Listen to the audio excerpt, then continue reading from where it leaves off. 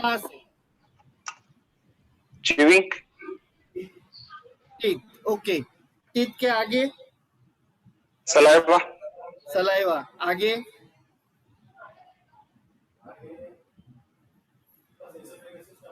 एसोफोगस, stomach. आगे?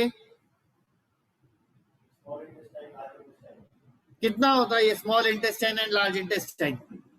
हाँ, ऐसा ऐसा गिन के बताओ, ऐसा ऐसा गिन के ऐसा फिट नाप के। कितना होता है small intestine and large intestine? कितना होता है? हाँ, 5 से 7 मीटर। नेक्स्ट। आंसर मैं बता दूंगा आप लोगों को। नेक्स्ट कौन बताएगा? आपका स्मॉल इंटेस्टाइन और लार्ज इंटेस्टाइन मिला के 22 से 28 फीट होता है। 28 फीट मतलब ऑलमोस्ट 9 मीटर हो गया। अब ये depending on your height change होता है। उसके बाद आपका डाइजेशन में आता है colon and anus, rectum, colon and anus. Digestive system की अगर हम बात करें तो इतने सारे ऑर्गन्स हैं। अभी सबसे बड़ा आपका डाइजेशन कहाँ पे शुरू होता है? सबसे पहला माउथ में, टीथ में। आपके मुंह में भगवान ने 32 दांत क्यों दिए? सबसे आसान आंसर, 32 बार चबाने के लिए। अभी मुझे बताओ, एक निवाला आपको 32 बार चबा के खाना है, तो एक खाना आपका कितने मिनट में होना चाहिए ऑन एन एवरेज? 25 से 45 मिनट के बीच में होना चाहिए ऑन एन एवरेज। अगर एक निवाला आप 32 बार चबा के खाते हो तो आप कितने मिनट के अंदर खाना खा लेते हो?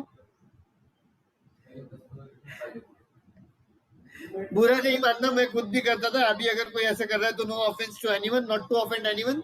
कुत्ते की तरह खाना खाने का। जब मेरा फार्मा में था, मैं मेडिकल में था, 1 बजे मैं घर से निकलने का, 2 बजे मुझे रिटर्न हड़प से पहुंचने का रहने का, 15-20 मिनट घर आने को लगने की, 15-20 मिनट जाने को लगने की, 5 मिनट में खाना खाने का। कितने सारे लोग मैं देखता हूँ रोटी खाते हैं ना, ऐसा वो रोटी, वो लेडी जो रोटी बनाती है ना, वो रोटी बना के उसके इस पे रखे, तब तक तो उसका रोटी खा के हो जाता है, खत्म हो जाता है। One of the worst things to do with your body. आप इमेजिन करो, आपका मिक्सर है, आप मिक्सर के अंदर पीसेस किए बगैर डाल रहे हो और मिक्सर चालू कर रहे हो, क्या होगा? तो फिर आपका ये मिक्सर है, ये पेट जो है, इंटेस्टाइन जो है, वो मिक्सर है, और इधर से आपको पीसेस करना है। आप पीसेस नहीं करोगे और वैसे को वैसा अंदर डाल दोगे तो वो मिक्सर पे क्या होगा? लोड हो जाएगा, काम नहीं कर पाएगा वो। अभी नेक्स्ट, सलाइवा। कितना सलाइवा आता है आपके बॉडी में एक दिन में? कितना? 10 लीटर, 5 लीटर, 12 लीटर? 10 लीटर तो आता है।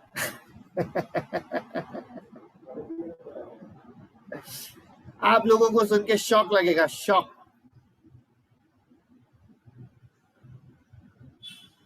अच्छा बताओ बताओ, कौन कौन है, कौन बताएगा कितना सलाइवा आपके बॉडी में एक दिन में बॉडी क्रिएट कर पाता है?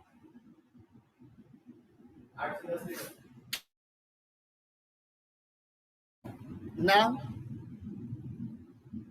एनीवन?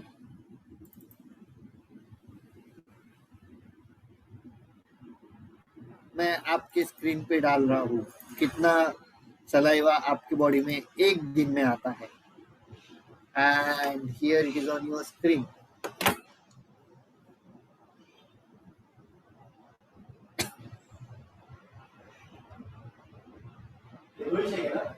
हाँ,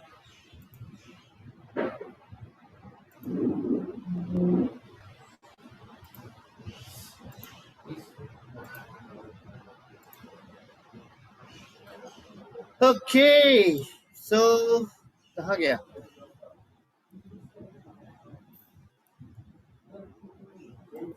एंड कहाँ है स्क्रीन टू? यस, देख लो, एक दिन में आपके बॉडी में सिर्फ और सिर्फ 2 से 6 कप सलाइवा होता है। आपका बॉडी एक दिन में सिर्फ 6 कप सलाइवा, मतलब 150 ml का भी कप पकड़ोगे तो ओनली 900 ml सलाइवा क्रिएट कर सकता है, उसके ऊपर नहीं। मस्त है।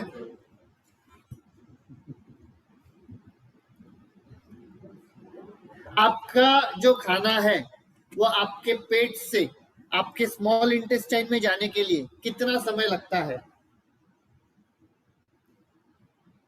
आपको आपके डाइजेस्टिव ट्रैक्ट के बारे में मैं इंफॉर्मेशन दे रहा हूँ इस तरीके से कि मैं पहले ये भी देख रहा हूँ कि आपको नॉलेज कितना है, आपको पता कितना है। क्या होता है, इंटेस्टाइन डाइजेस्टिव सिस्टम के बारे में अगर नॉलेज नहीं रहा तो उसको जो फॉलो करना है वो गलत तरीके से करोगे।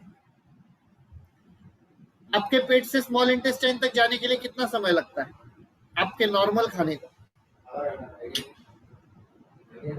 कोई आइडिया नहीं। सिद्धि, कितना टाइम लगता है? प्रतीक, नहीं, म्यूट म्यूट पे हो Siddhi. No idea. No idea. Prateek, any idea? 2-3 घंटा। Pardon me? 2-3 hours. Here it is on your screen. 6 to 8 hours a day. Depending on the food what you are eating. अभी आप अगर शेक पी रहे हो तो 6 minute में मिक्स हो रहा है बॉडी में, ब्लड में। लेकिन अगर आप ऑयली खाना खा रहे हो तो वो और ज्यादा टाइम लगेगा। आप नॉनवेज खा रहे हो तो it is going to take somewhere around 24 to 48 hours from for your food to move from stomach to intestine, और फिर इंटेस्टाइन के अंदर उसका प्रोसेसिंग होगा। So it takes almost 72 hours from your body to get flushed out. अगर आप hard चीजें खा रहे हो डाइजेशन को, और उसके साथ अगर आप नॉर्मल न्यूट्रलाइजिंग चीजें नहीं खा रहे हो तो again it is going to take more time, 12 hours also sometimes. आप देखो बहुत बार अगर आप शाम को मटकी का भेल खाओगे 7:30-8 बजे, या कुछ तीखा चीज खाओगे, तो दूसरे दिन सुबह आप अगर एसिडिटी होता है तो एसिडिटी में वो आपको बाहर निकलेगा। या अगर आप रात को लेट खाना खाते हो 8:30, 9, 10 बजे, क्या खाया था याद है? अभी पिछले हफ्ते चाइनीज खाया था, कुछ तो खाया था, दूसरे दिन सुबह एसिडिटी हो रहा था बहुत ज्यादा, Thai curry. Getting the point? अभी रात को खाया लेकिन एसिडिटी सुबह हो रहा था। तो ऐसी अगर कुछ चीजें आप ज्यादा रात को लेट भी खाते हो तो भी इधर फर्क पड़ता है। क्यों?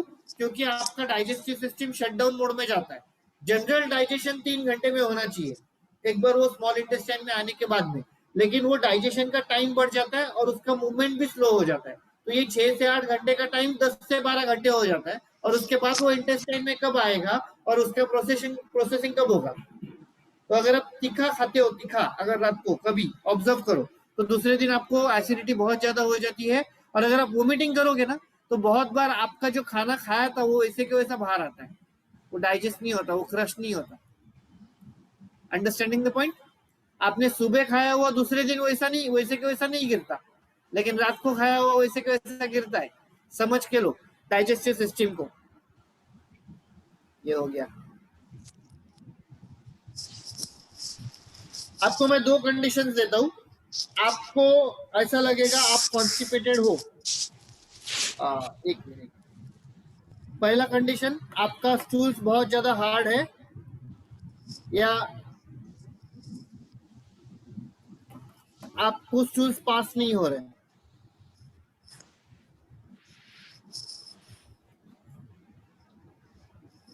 कौन सा? आप कॉन्स्टिपेटेड हो ऐसा आपको कब लगता है? जब आपके स्टूल्स बहुत ज्यादा हार्ड है या आप स्टूल्स पास नहीं कर पा रहे हो? बहुत लोग कंफ्यूज हो जाते हैं इसमें। पेट साफ नहीं होता बोलते, जाके स्टूल्स पास नहीं हुआ तो बोलते पेट साफ नहीं हुआ। वो ऐसा नहीं होता है। आप जब कुछ अच्छा खाते हो तो बॉडी उसको यूज करता है।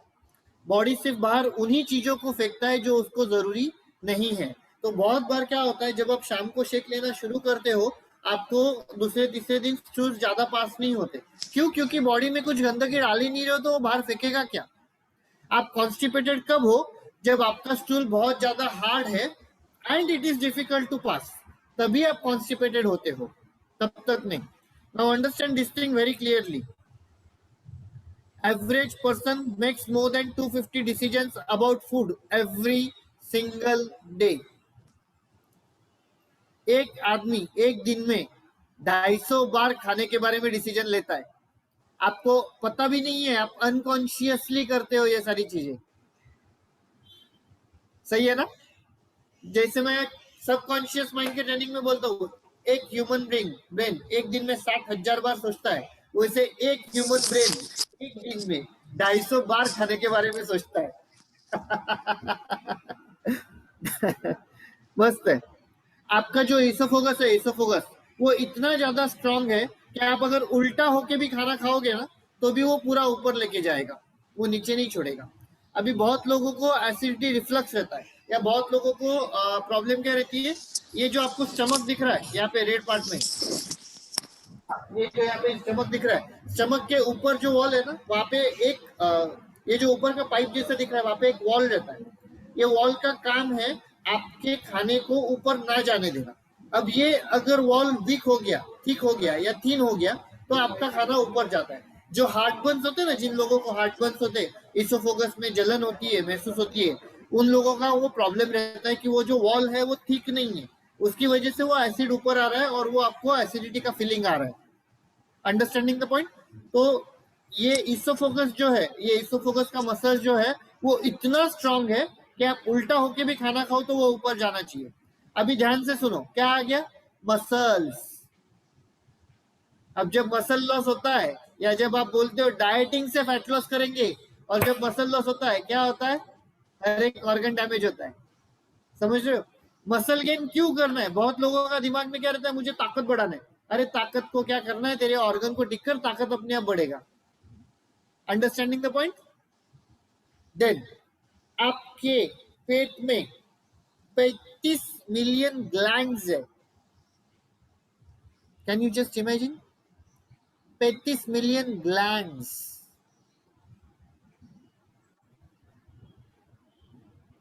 और एसिड कितना है? Acid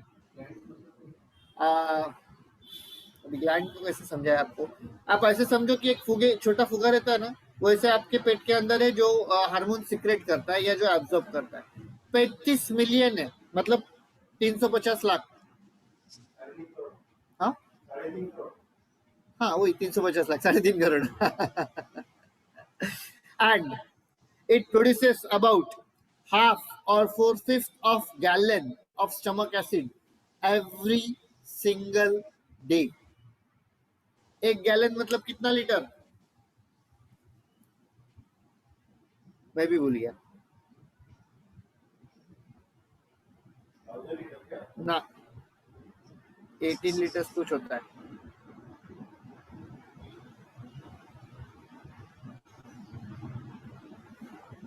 three 3.785 litre.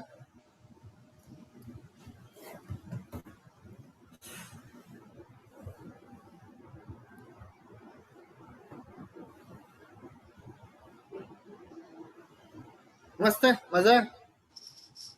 अभी ये डाइजेस्टिव सिस्टम के बारे में सीखो, समझो। आपका जो स्टमक है वो जब आवाज करता है ना, आवाज, तो मतलब आप जब गैस पास करते हो तो बहुत लोगों को लगता है कि नहीं नहीं मेरा पेट खराब हो गया। एक्चुअली उल्टा है। एक हेल्दी इंटेस्टाइन एक दिन में 17 बार गैस पास करना चाहिए। You should fruit 17 times. The only thing is कि वो आवाज जब आता है तब आपके आजू बाजू में लोग रहते हैं तो आप अनकंफर्टेबल फील करते हो या शर्म ही महसूस करते हो, शर्मिंदगी महसूस करते हो। Actually it's not like that.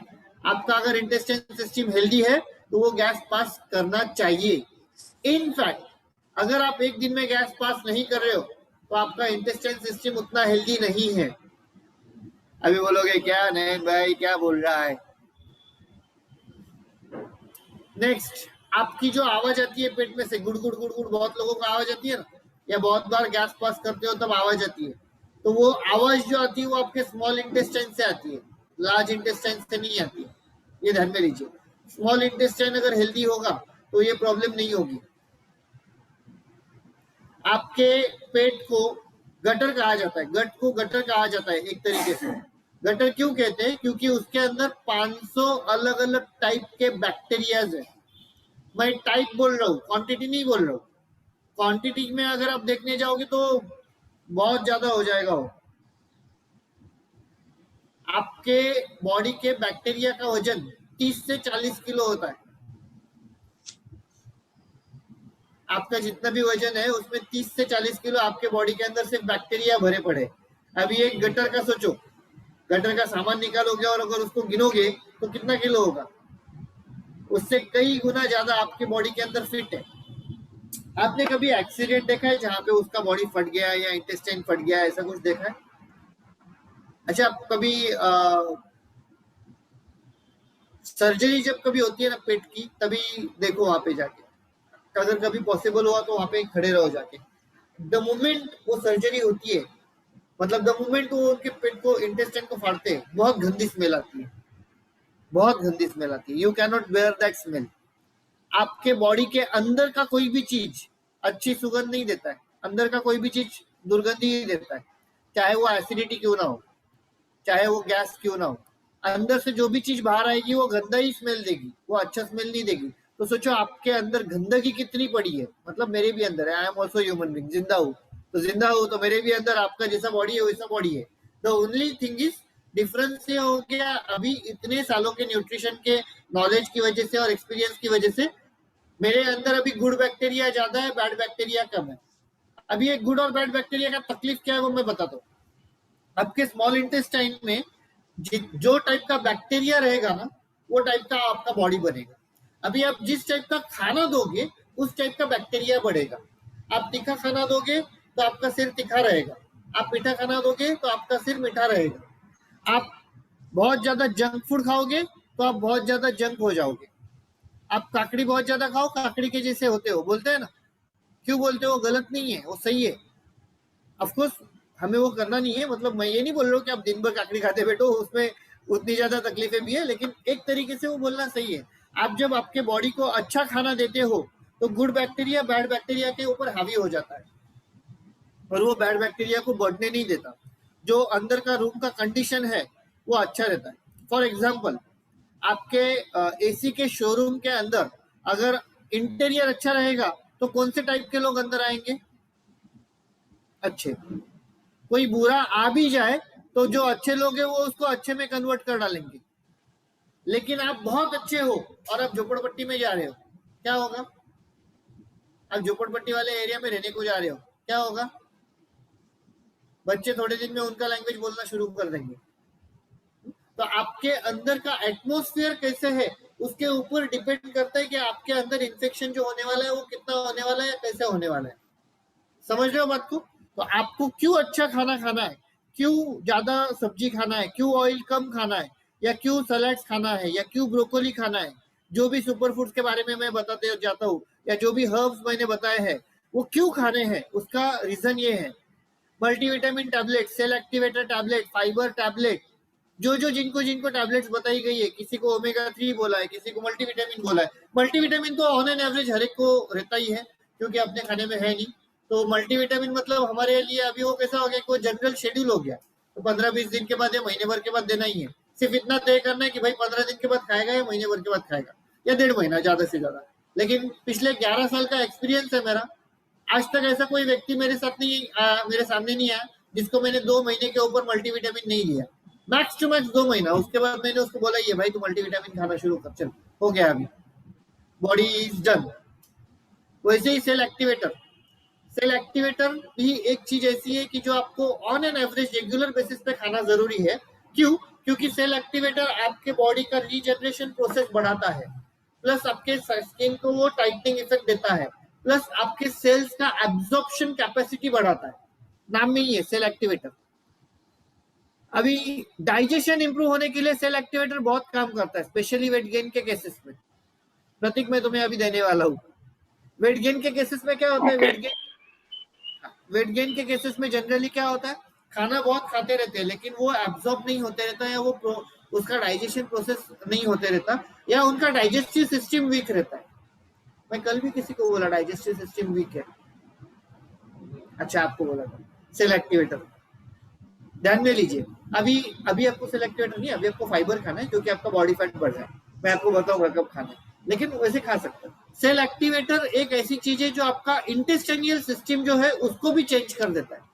अगर आप अच्छी तरीके से खाना खा रहे हो, मतलब रेगुलर खाना जैसे हम बताते हैं वैसे, थोड़ा ऑयल कम और आपके रोटी पे घी वगैरह डाल के, और जो सब्जी का प्लानिंग मैंने बीच में दिया था, रेसिपीज दी थी, अगर आप उस हिसाब से रेसिपीज बना रहे हो, quality quantity control, calories control, believe me आपका इंटेस्टाइनल सिस्टम पूरा ग्रीनरी के टाइप रहेगा, अंदर से वो फ्लोरा रहेगा। मैं आपको एक वीडियो बताऊंगा तो आपको समझेगा मैं क्या बोल रहा हूँ।